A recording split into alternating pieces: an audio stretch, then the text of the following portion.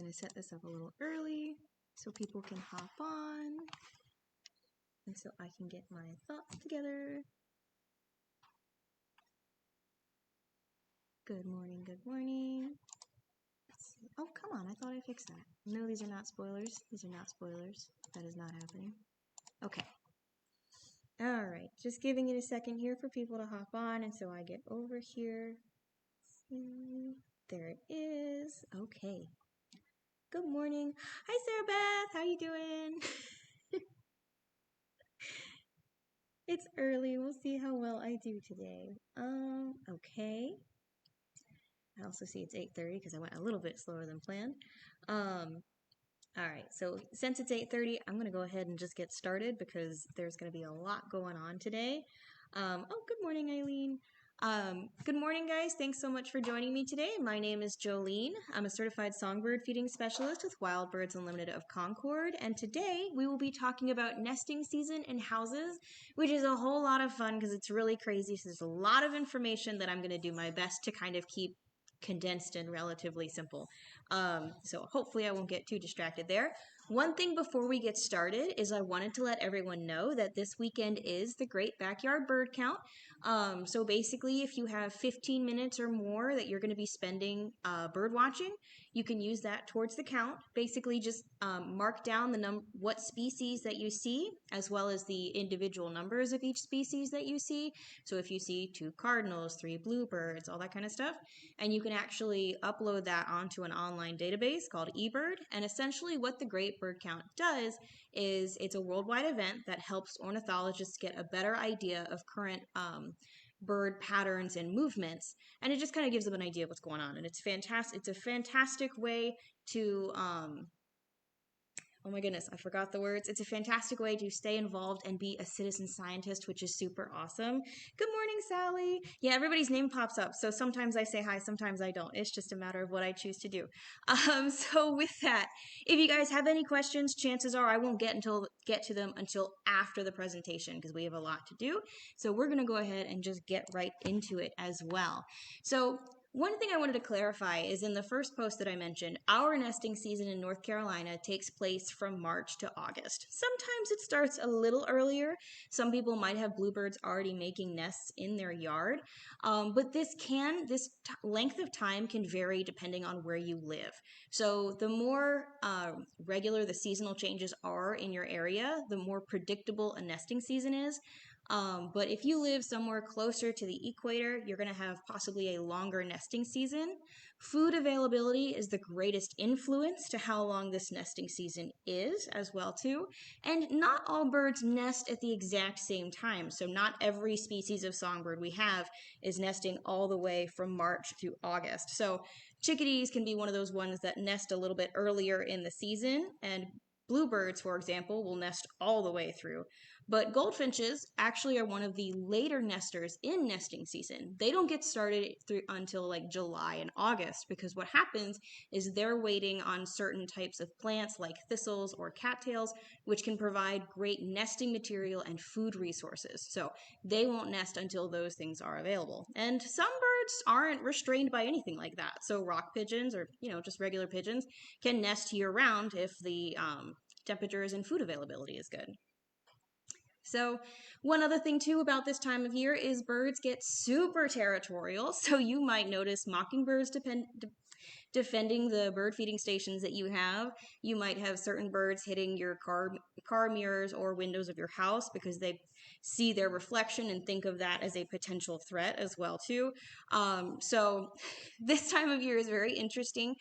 Territory is very important for resource availability. So males will usually find a good area and kind of station that off as their own because that heavily influences mate choice and breeding success. So if a male shows that he has good resources to pull from, there's a higher chance that their young will thrive and make it to adulthood. So that also is a very important part of nesting season as well. So don't be surprised if you see a lot of courtship and songs and things like that this time of year.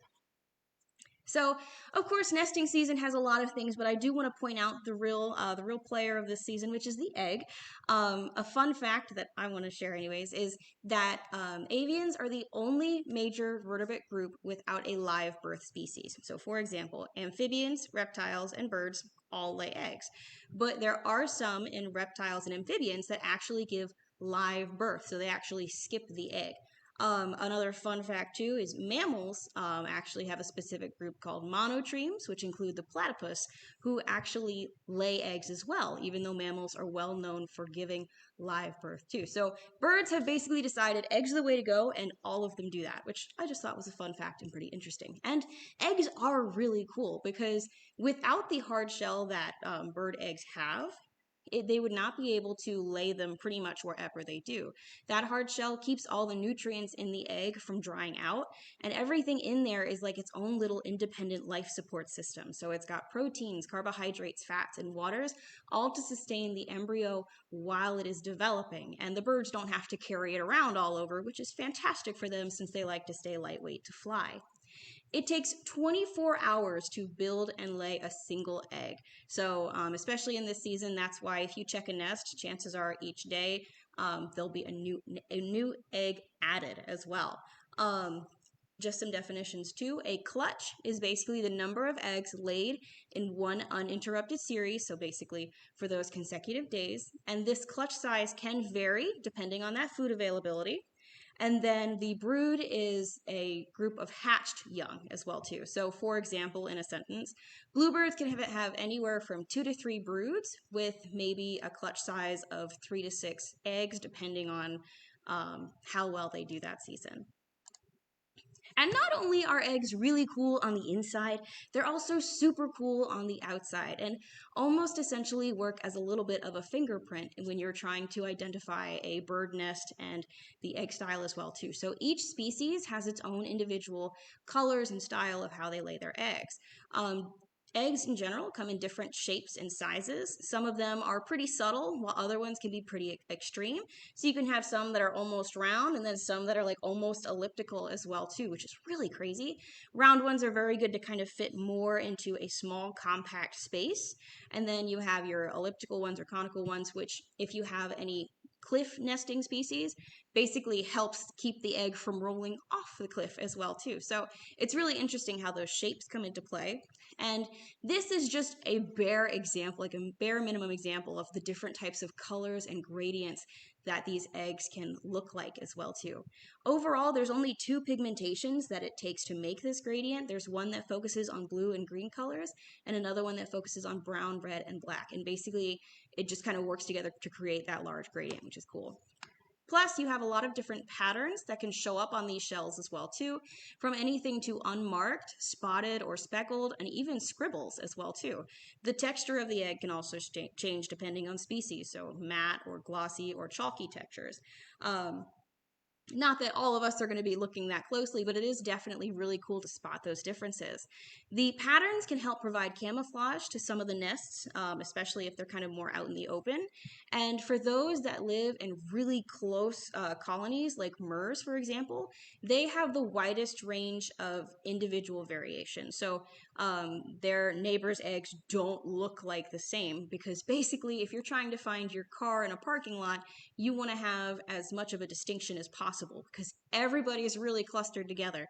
So they're all a lot different. I would definitely recommend checking that out as well. If you get the chance to just look at the different patterns there. So with, of course, laying the eggs, you need the nest first because the nest is what holds and protects the eggs from getting damaged. It thwarts predators and protects the eggs from the elements. But even just the nest building aspect of itself is a great display option to attract potential mates, and it also helps with pair formation and bonding. So the whole process of building the nest can be really interesting as well too.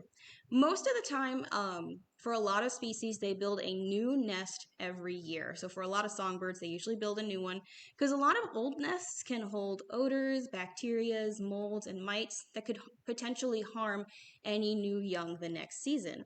Now, there are, of course, exemptions to each rule. So woodpecker cavities that are built from a previous year might be used by a chickadee or a bluebird another year because they just find that it's a good spot. So it does kind of depend on how sturdy the nest is. And there's lots of different nest styles and heights as well too. So each species builds a different style nest. So you can also, it's really hard, but you can potentially identify a nest depending on how it's built. And starting with just a little example of that, you can also have very simple nests as well. You can have complicated ones to simple. This is a very straightforward nest on a ground. It's just basically got a little depression, and it's a killdeer nest. You can kind of tell, which is, again, this is a really good example of that camouflage that you can see in a lot of different eggs depending on where they're laid. You wouldn't know it outside of the environment, but when it's put in there, it's really cool to see. And I will get to any questions at the end of the presentation as well, so I definitely see those. So thank you guys so much for commenting. I appreciate it. So some of the examples of materials that are used in these types of nests, of course, we're used to things like plants, leaves, moss, and lichen, and things like that, but it can also get a little bit more intricate, such as things with mud or feathers, snakeskin, plastic, or saliva. So it gets really out there depending on who it is. But an easy example to determine as well, too, if you have a nest box and you open it and you find that there's a lot of moss in there, chances are it could be, at least on the eastern coast for us in North Carolina, you could have a chickadee that's nesting in there. Of course, we know that, or maybe you do, hummingbirds make their nest from lichen, but quite a few other species as well do the same. So if you look at the location and how large the nest is, that can help you determine what species it is, because blue-gray gnatcatchers also do the same. I'm stuttering on my words today, so that's always a good time.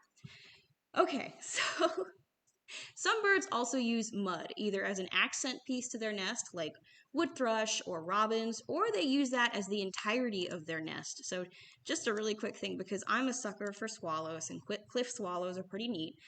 They essentially make their nest completely out of mud. So this is just one of the examples of how intricate and detailed some of these nests can be, and what it takes to build it as well too. So you can have just one material to lots of different kinds as well. So I just like to point that out as well. All right. So cup style nests are probably what a lot of people are used to seeing as well, and they can take place on different parts of the tree and even just on the limb as well too. So they can be delicately connected together on the underside of the fork of a branch or on top, and they make that little cup there as well. If you're small enough to be a hummingbird, you can literally just stay up on the smallest branch and set it up there too.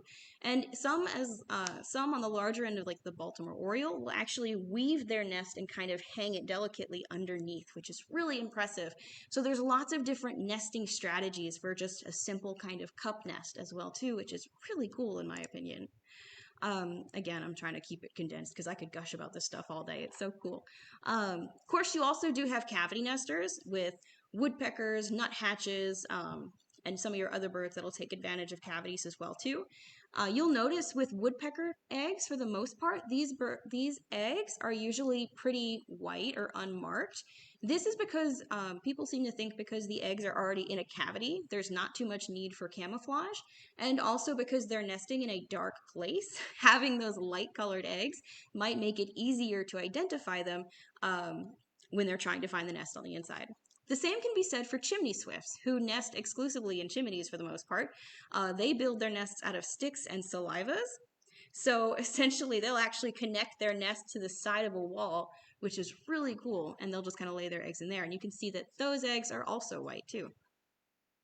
Larger birds that you may not expect, such as herons, can actually nest in the treetops. They'll basically build kind of a larger platform nest and raise their young from there. Other birds, like your hawks or owls, like your larger owls, will kind of do the same. And it's not uncommon for some of those birds to reuse some of their old nests and kind of build on it as it continues to basically develop over the years as well. So when it comes to nesting season in general, it's really fun to set up a nesting box as well too. And a lot of the times it's kind of trying to figure out who you can attract, what's the best location. So let's kind of talk about all of that as well too. When it comes to nest boxes, these are exclusively really good for your cavity nesters. So for a lot of your songbirds, that's going to include bluebirds, which are kind of the more popular ones to attract, as well as wrens, chickadees, and titmice. And then depending on the size of the box and the height and a lot of other parameters, you could also get nuthatches, woodpeckers, wood ducks, and also some owls as well too. So depending on the style of box, that can give you a lot as well too. There is a difference between like your extremely decorative boxes and your functional boxes as well.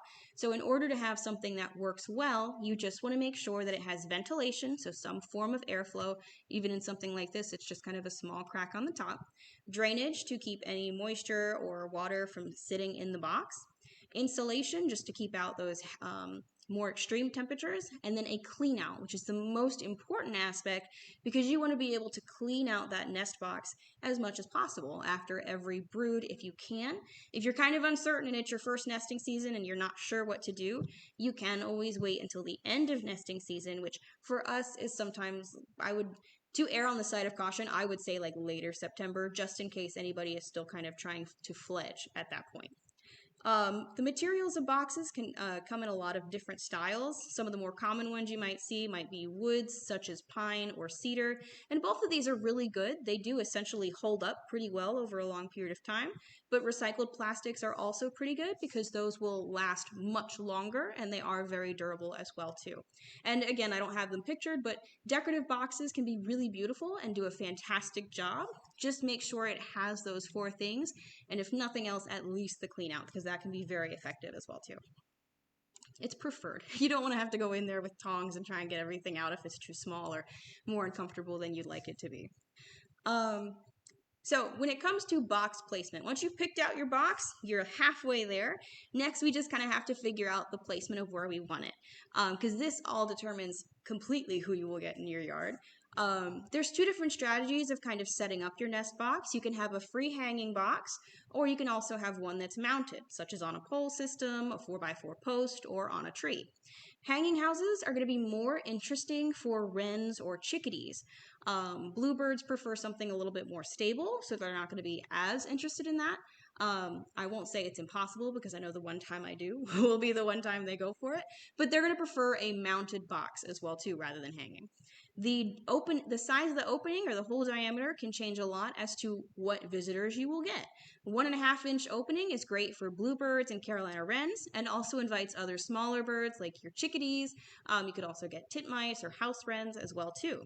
As you start to get smaller hole diameters, you will start to get smaller species of birds and it'll be more excluded. So 1 1/8 inch is great for chickadees, and then you got the 1 inch, which is great for the house wren as well too. So depends all on who you want to attract or if you're focusing on individual species as well too. And all of these birds are a delight, so you can't really go wrong because it can be a lot of fun. So placement in the yard as well is very important. For our area, you want to have the front of the box, if at all possible, facing east to southeast. This basically keeps it out of the way of any prevailing winds and also just kind of gives it a little bit of the morning sun as well too. Basically anything that keeps like rain or heavy winds from battering like the front of the box is what you want to avoid as well. If you're trying to go for bluebirds, having a more open area is going to be more effective. These birds prefer more grassy habitats because they're also focusing on eating insects as well too, so that's just what they prefer. So if it's possible to have it in a more open area or to have the front of the box facing an open location, that's going to be what you prefer as well too. If you have it closer to a tree line or in the woods, that's going to be more preferable to like chickadees, wrens, or titmice, or some of your other birds as well. The height also can be pretty straightforward for a lot of our songbird nest boxes. So you can have a bluebird box, which again, for a bluebird box, you can get a lot more than just bluebirds, but a lot of people know it as that name. The height of these boxes is great. Anywhere from 4 to 6 feet is great. 5 feet is like the average, and that's perfect. If you're looking for something more like your nuthatches, woodpeckers or your owl boxes, those of course are going to have a different type of hole diameter because those birds are much larger, and they're also going to be higher up on a tree. So even for like some owl boxes, those can be up to 10, 15, or 20 feet as well. So keep an eye out on that as well. And then if you have a smaller yard or you're thinking about aesthetic, about where you want things, please keep in mind that you do want to have bluebird houses or just nest boxes in general, at least 15 feet away from your feeders. Having them all on the same feeding system or right next to each other can cause a lot of territory issues and stress because it is a very busy time of year. So to make the nesting process as smooth as possible, it's good to have those a little bit more separate. For some of you, if you do have like your bluebird boxes or anything, you can always have a small cup feeder closer to the nest box, but something small that they can kind of take it and go from there. I wouldn't recommend anything large because if your other species do find it and they do kind of go for that food as well, if it's a small option, it's just a treat option and it's gone pretty quick, which will reduce the amount of stress. So you can have a small cup feeder closer to the box if you want, but keep those two things separate if at all possible. So when you're setting up your nest box as well too, you do want to take into account that we do deal with predators. So snakes, raccoons, and squirrels are all kind of things you want to look out for. Squirrels will also damage the box itself because they might like it as a nesting habitat. But all of these species do go for the eggs because they are a good source of protein. Nature be like that. That's just kind of what happens.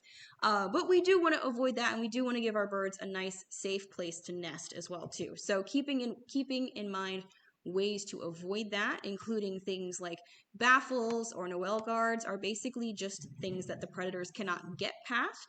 If you have your nest box mounted on a tree, there is also the option to wrap a piece of acetate sheet around the tree itself, basically during nesting season, because that is something that the snakes can't get up past, as well as some of your other animals. So this acetate sheet should only remain during nesting season. You want to take it off in the off seasons just because you want the trees to be able to grow healthy and without any damage. So I will include a link to those types of options as well too from nestwatch.org. That is a great resource and also something that you can look into if you're very involved in your nest boxes and want to add to more scientific information there as well too. Also, if you don't have any nest boxes right now or just want to provide on the nesting material aspect of things, you can hang out those options as well too. Things like cotton materials are very easy because they're just easy to pull apart little pieces and add to the nest. And if you have a lot of natural materials and you just want to hang it in a location where you can see the birds take from, feel free to grab like pine needles, small twigs, some like leaves and things like that, and put it in one of those little mesh plastic bags essentially that you get like some of your fruit or like onions in or anything, and just kind of set that up in a certain location and let the birds kind of take from that and watch that happen as well.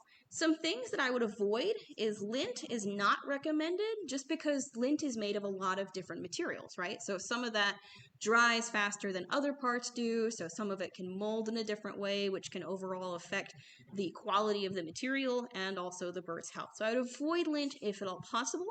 And I would also stay away from doing anything, especially human hair, but any really long hair or like long pieces of yarn, because essentially if they're long enough, these can get tangled around the nestling's legs, or for like human hair, sometimes that can get eaten and it's not a good end result. So keep it short, keep it simple, something that's not going to get tangled, or something that's natural as well too. So once you have the nest box, or once nesting season does become start, oh my goodness, you know, talking is hard every time.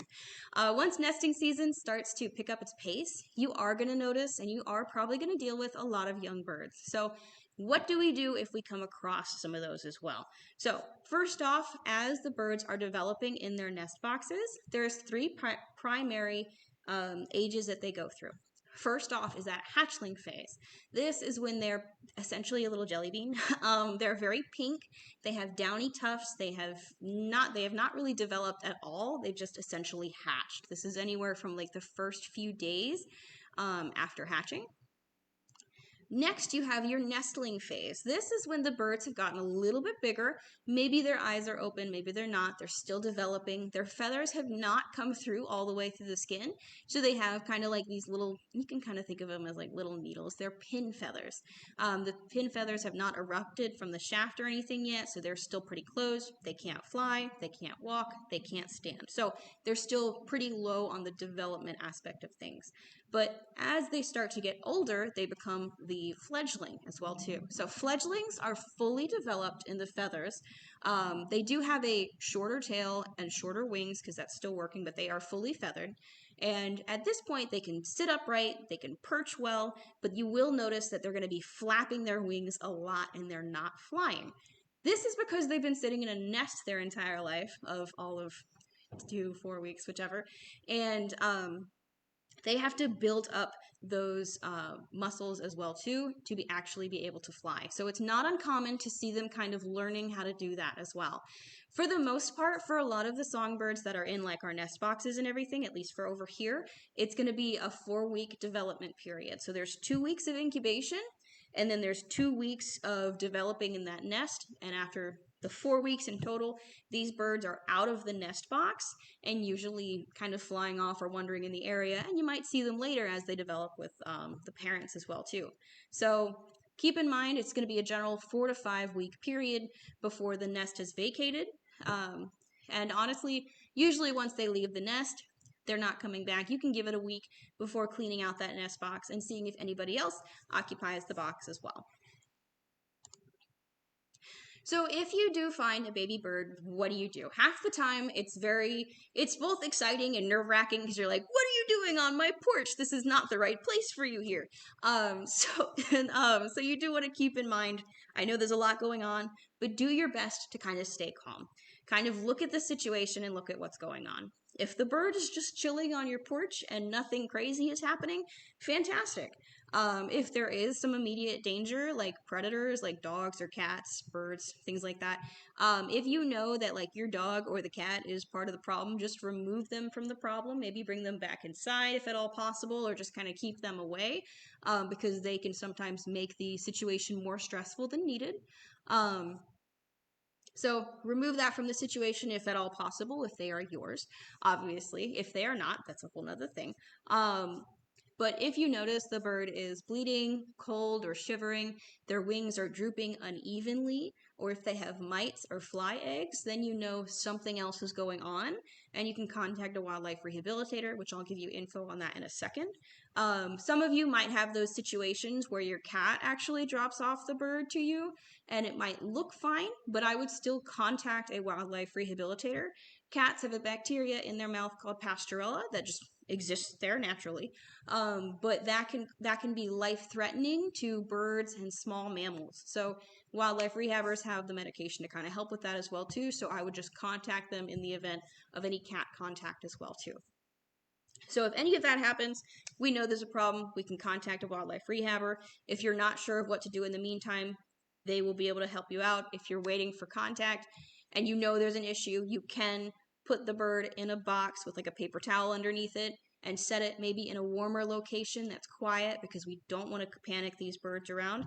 And you do not want to give it any water or food, because half the time they eat a little bit differently, their diet is a little bit differently. They will be okay. Half the time they need to get stabilized first before they can actually eat anything. So don't do any food or water. If you know he's injured, you can put him in a box, maybe in a little heating pad or in a warm room, on like a heating pad on low, but in a warm room, and just kind of leave him be until you hear from the wildlife rehabber. I've worked with them before, so I'm just like stressing all that information more specifically. If you don't notice any of those things, we're not in danger. That's great. If you just see a bird on its own, then you want to watch from a hidden location. You don't want to stand too close, because that could scare off any of the parents that are kind of waiting nearby. And you want to watch from a distance as to what's going on. Give it at least 1 to 2 hours, because fledglings do not get fed as frequently as when they were nestlings. So if you notice that the bird starts begging in a certain location, chances are it might see the parents come by. But you can also just wait and see when the parents come back to feed. If you know the parents are coming back to feed the bird, just leave it. You should be fine. Everything should be good to go because the parents know how to take care of the fledglings best, right? And if you have a younger bird as well too, so one that is um, still a nestling or even a hatchling, re-nesting is best if you can at all do that. If you know where the nest is, just kind of put them back in, leave them to it. If the nest is down, you can always kind of put the nest back in like a little box and just set it in a nearby location if at all possible. You can contact a rehabber as well too to get the advice on there as well, because those are all situations that can happen as well too. So honestly, wildlife rehabbers will give you the best info on how to move forward. Wildlife rehabbers, at least for like the United States, do have licenses to rehabilitate certain species of animals. So some do mammals, some do reptiles, some do songbirds. The two closest to the Charlotte area that we deal with are the Carolina Waterfowl Rescue and the Carolina Raptor Center. So, of course, that's only two locations. But if you're in other areas of the state, or if you're in other states as well too, I don't know about Canada. I assume each province might have a list as well. Um, Basically, you can kind of Google like your state wildlife rehabilitators. Each state has a registry of what rehabbers are currently active. For us, it's at, you can also check this registry at ncwildlife.org. If you go to that website and you find a wildlife rehabber, you can narrow down who you're looking for. In this case, we're looking for songbirds. Let's see if this all shows up well. And it shows you who the rehabbers are in our location. You can get their contact info and contact them from there. I will say there are not a lot of songbird rehabbers in our state because it is very high maintenance, like in comparison to mammals, so you can get an idea. Songbirds are very hard to rehab. There's high maintenance, so it takes a lot of work. So if you have the time, you can always either donate to a lot of the rehabbers in your area, or you can volunteer. Volunteers are always very helpful. It's a very interesting way to get involved, and it can be a lot of fun and very rewarding as well too. So definitely check out your area for your local wildlife rehabbers as well. With that, these are the resources that I used. A lot of the pictures are not mine. They come from Macaulay Library, which is a great scientific archive that anybody can post to, and it gives you good photos and information on different types of nests and eggs. So check that out for birds all over the world, which is really awesome as well too. All About Birds has great information and a lot of different like classes and things like that to learn more about different types of birds as well too. For those of you that are in the area, I do have a coupon code for $5 off a $25 purchase or more. Code is NEST. So feel free to use that in store or on a phone order today as well too. We'll be having a second presentation as well too. Yes, CWR does great work. They do a fantastic job. And since I'm here, I'm going to give it 2 seconds. I will answer a lot of these questions afterwards because we are open and I've got to go. But thank you so much, you guys, for have a great day, and I will see you next time. Thank you. Bye.